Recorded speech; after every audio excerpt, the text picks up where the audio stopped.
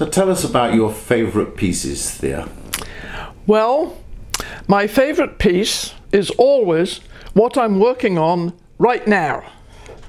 However, once it's finished and it's out there, then different things happen. And sometimes it remains a favourite piece and sometimes it doesn't.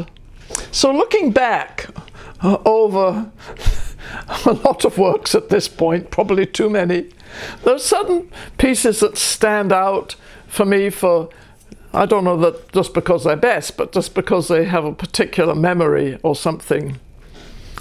The first of these pieces has got to be the Concerto for Orchestra, because I remember clearly to this day, in the middle 60s, that's a long time ago, I had a dream one night. And those are the days, I guess I just started to conduct. And I had a dream where the orchestra suddenly kind of rebelled against me. And I guess sometimes orchestras do feel like rebelling against their conductors. It was very unnerving. So I woke up that morning, and that evening I was going out to dinner with some friends. So I told them about this dream and we all roared with laughter. And I came home. The very next morning, and I'm not exact, it was literally the very next morning, I had a letter from Birmingham in London, in Britain. Would I write a piece for the Birmingham Symphony Orchestra? So guess what? That became the Concerto for Orchestra, which starts off kind of normally, but gradually things begin to heat up and the movement increases, and at a certain point the clarinet player stands up in place and kind of defies the conductor and encourages other players to join in. He kind of suggests the themes that they might like to play, and they all join in and kind of thing. So at that point the conductor gets very upset, brings the brass to their feet, and with a big chord shuts them all up, and the work finishes. So I'm very fond of that work, but that was the start of a whole series of pieces where, in one way or another, players of the orchestra have a sort of independent function. They become like soloists, like in a concerto, in a kind of dramatic way. And sometimes the pieces are abstract, and sometimes they have some kind of concrete idea, like it might be pictures or it might be a story or whatever.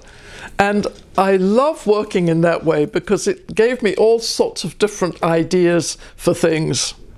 So a lot of my favorite pieces are like that, like the clarinet concerto where the soloist goes around the orchestra, and when he's playing with different groups of the orchestra, it's he that governs how they play, whereas the conductor is conducting the rest of the orchestra. So it's a kind of division of control and certain aleatoric functions, and how to notate that, which is practical and easy for the players to understand. Then there's the horn concerto, which was written for the wonderful Barry Tuckwell, and where I found out a wonderful idea. You always have to listen to players. Barry told me how to play a quarter tone scale on the horn using the out of tune harmonics. So at one point in the horn concerto, of course I made use of that with Barry's fingerings. And in the middle of the cadenza, you hear this quarter tone scale. Absolutely, it's not a gliss. It's clearly articulated because you have a change of stop with a change of valves. And you clearly hear these, quarter tones coming down. It's only at a certain pitch that you can do it. You can't do it anywhere, but it's a certain pitch. So that was fun. Then there are those pieces that have some kind of related to pictures, like Turbulent Landscapes, which is based on pictures by Turner, where in each section there's a soloist from the orchestra who kind of takes over. The first pictures was the sea monsters, wonderful yellow sea monsters of Turner. And of course I had to have, for a monster, I had to have the tuba player. So, and then there are other players that take over. Then in the operas, let's see, Owl Creek, The Occurrence at Owl Creek, which is a story by Ambrose Bierce, to do with the American Civil War, which I guess I would never have written unless I lived in America and became more familiar with American stories, which I'm very fond of. Then operas, of course, I think I'm the only person who could possibly write about Mary Queen of Scots, because I'm a woman, I was educated in France, and of course I'm Scottish. I mean, that not so many people have all those credentials in one. And I wrote the opera before the Donizetti, because it's about when Mary returns from France, having been married to the Dauphin, arrives back in Leith and becomes Queen of Scotland, and it finishes when the portcullis comes down and she has to go under kind of house arrest under Elizabeth, to a sticky end, shall we say. Then I had the idea about writing Simon Bolivar, which again was an incredible journey and a fantastic journey, and I learned all sorts of things that I didn't know anything about in history and so on, as well as musical things. And then Harriet. What happened was that my husband at Virginia Opera had been doing Porgy and Bess, and I heard all these wonderful black singers, and I thought it would be so wonderful to write something for them. So I had come across the story of Harriet Tubman, and the opera company in Virginia said, "Why don't you write it for us?" Which was a wonderful invitation. And so eventually I did this. This was way back in, I think, 95 or something, so a long time ago. And what happened was that my husband always had the idea to bring in new, wonderful young singers and got them started in their career. And we found a wonderful young singer to do Harriet, Cynthia Hayman. But she was not experienced, and she did a wonderful job. But what happened about 4 or 5 days before we opened it, she slipped on stage and she broke her leg. And so she went up to the director, Gordon Davidson, who was very well known and really was Mr. Theatre in Los Angeles that we happen to know, and he was director for Harriet. And she went up to him and said, "If you don't keep me on, I'll sue you." And so that was a wonderful show of spirit. So, okay, we gave her crutches, but it meant that when she was being chased by the slave catchers, she couldn't really get away. So Gordon said, "Don't worry, I'll tell you what we'll do. We will hire a dancer and we'll have a kind of alter ego." So, okay, we brought in a dancer, and in just 4 days before we opened, we put the dancer through the stage movements. The costume shop quickly built her a costume, and but they shared a hat. And so there was one wonderful scene where the slave catchers were after Harriet, and so Cynthia was singing stage left, and was doing that, whereas the dancer was running around stage, evading the slave catchers and all sorts of wonderful movements. And then just as the dancer was leaving the stage, she took off her hat and handed it back to Cynthia. So Cynthia now took over the role. I found that so incredibly moving. And one of the audience then came to Peter afterwards and said, "That was wonderful." She thought that being in crutches was a metaphor for being a slave. Not so stupid. So let's see. Then there are various chamber works, and I love working with certain performers. Barry Tuckwell was one who I've known had known for many, many years, and I wrote him several pieces. And more recently, I got to know Nicholas Daniel, fabulous, fabulous oboe player. And I've written several pieces for him. And one of my favorite pieces for him is called Helios, the sun god.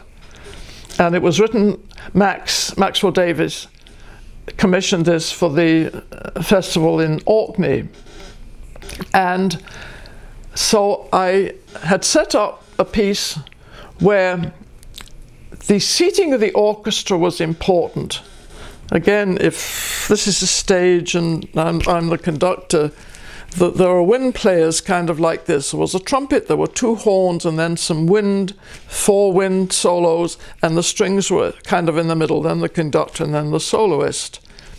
So at a certain point in the piece where Helios is crossing with his chariot across the sky, the wind players stand, and you could see this V from the trumpet, the two horns and the wind made a wonderful V enclosing the string players and the conductor and the sun god, like he was driving the chariot.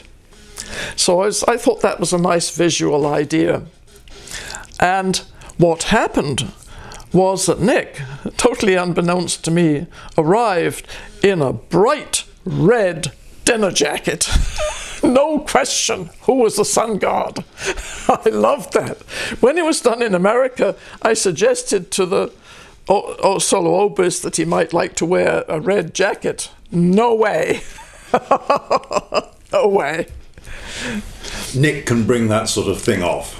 He is wonderful. He's fantastic. Do you know him? Very well. Yeah, he's Nick wonderful. And I have done a lot of work together. And it's been many years since I've seen him. So of all of those works, which was the most difficult to give birth to? Did you have to struggle with any of these works? I don't even remember. There are certain works that you struggle with every single note. I mean, for some reason. And then other works that it's like somebody is dictating to you and you just write. I don't know the answer to that. I wish I did, because it doesn't happen very often that you get this dictating thing. I wish it did. It doesn't happen that often. And maybe it's because certain works you struggle over every single note, that then the dictating thing can happen later. I don't know. I don't know where that comes from. I wish I did. Interesting.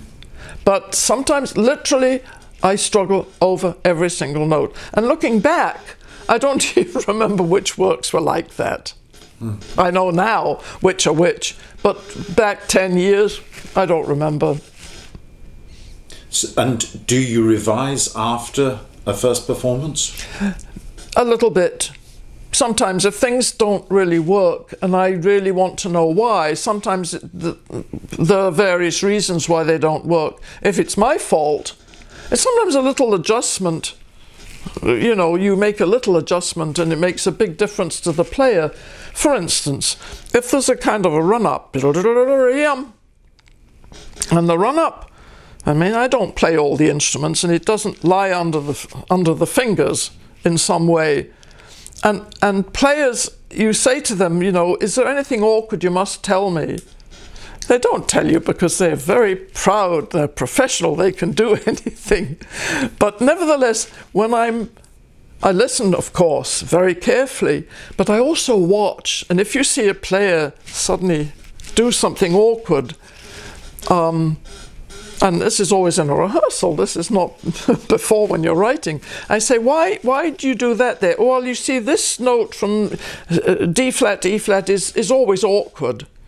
Well, sometimes I can adjust that. If it's a gesture up, you know, it's not a melody, you can sometimes adjust that to make it lie comfortably for a player. I don't know every single detail of every single instrument, there's no way. And so you can make adjustments like that. And why not? And the viola concerto that you wrote for Peter, and it was first performed at the Proms in London, this was in the 60s? No, 70s. Oh, in the 70s? Yeah. But you worked with Sir William Block in the time of Boulez. I knew William from way back. Talk a bit about William? About his times at the BBC. Oh, I remember the very first time I met William. And that was, I was a student in Paris, and Margaret Kitchen, who was a pianist and wife of Howard Hartog, who was the person at Shots, and she came to play a concert in Paris, and I was turning pages. So I met her and we got talking. She said, "You really should meet William and go to Dartington." I said, "That sounds wonderful." So I wrote a letter to William, and she gave me the address and everything. And I said, "I've just heard about you. I would love to come to Dartington. Is there any chance?" And he wrote back, "Dear Mr. Musgrave."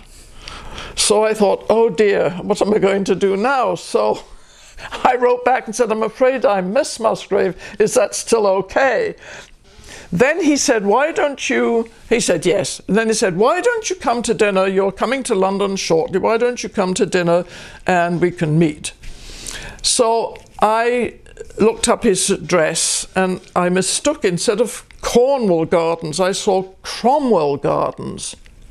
And so I looked at the map and I saw where I thought it was, and I got there and there was nothing there. So I said that a taxi driver was passing. I said, where's this gone? He said, "Well, lady, you know, it's gone. It was bombed out in the war."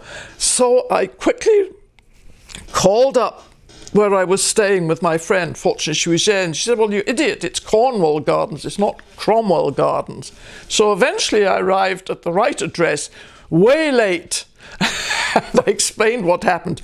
And there was this elegant dinner party with William and his wife, who first time I met him, with Elizabeth Lutyens and a few very other well-known people, and me, who was just a beginner out of Paris. So that was scary. But William greeted me, you know, very nicely, and I went, I think, 3 or 4 years to Dartington and taught there a class in whatever, and that was wonderful. He was incredible. I remember one of the concerts at Dartington that he was a very good pianist, and I think he had studied with Schnabel, right? And he had Fischer-Dieskau. And they were doing, you know, I even forget which of the Schubert song cycles. It was something so extraordinary. I remember to this day the attention to words of Fischer-Dieskau and William's incredible playing. So sensitive and so musical and so wonderful. That was really fabulous. I met a lot of people at Dartington who became friends, like Richard Bennett. I think I met him first there, and we became very good friends really through his whole life. It was an extraordinary time in British music, because I don't think that there has been the like of William Block at the head of the BBC. Yeah, because he took over things and really transformed it. And his support of living composers was incredible. That's right. The commissions that the BBC, and particularly the Proms, during his time, was extraordinary. He was wonderful. So it's been wonderful talking to you here in New York. Finally, I'm passionate about promoting living composers, because you are the lifeblood of our art form. Otherwise we would just be a museum piece performing dead composers. What would be your dream to see some of the operas being performed both in this country and in Europe? And which of the operas would you like to see being performed? Well, Mary, of course, I think is that opera is very dear to my heart. Also Harriet, and also Bolivar, because I think people here know about Harriet somewhat. I don't think they know all the aspects of her story. And I must say, I did cheat a little bit. Harriet was actually married, but I didn't give her a husband. I gave her a boyfriend. And so in the end of the story, you can't kind of have a happy ending on a story like that. In the end, I have the boyfriend kind of sacrificed because he is shot and taken by the slave catchers, whereas Harriet reaches freedom in Canada. So that the metaphor is that she did what she wanted, but she lost something very close and very dear for her, which I think is not actually true, but in another way is true. She certainly did wonderful things, but she paid for it. Bolivar, I did a lot of research because I was not aware of his life, and I think probably a lot of people here in this country, in the States, and not in Europe, are aware of the story behind him. The story is extraordinary. The struggle with his generals and also his own personal story, and he had this very shocking relationship with a married woman. I mean, my goodness. And his friends said, don't go there, but of course he did what he wanted. And this story is extraordinary, and in a sense he won. He liberated South America, but he never thought of himself as a winner. He thought that he had lost because he did not create the United States of South America, which is what he aspired to do. An idealist. Yeah. And Harriet through the Underground Railroad. The Underground Railroad, and I forget how many people she actually rescued by the Underground Railroad. What's interesting, when it was done in Virginia, the Underground Railroad was subsidized by an overground railroad. It was Norfolk Southern that gave us the money to put on the opera. I rather like that. But I did a program a few years ago and traced some of the safe houses. Oh, yes. That the African Americans stayed in, right, all the way up to Nova Scotia. Yes. And it is an extraordinary feat. It's like in World War II.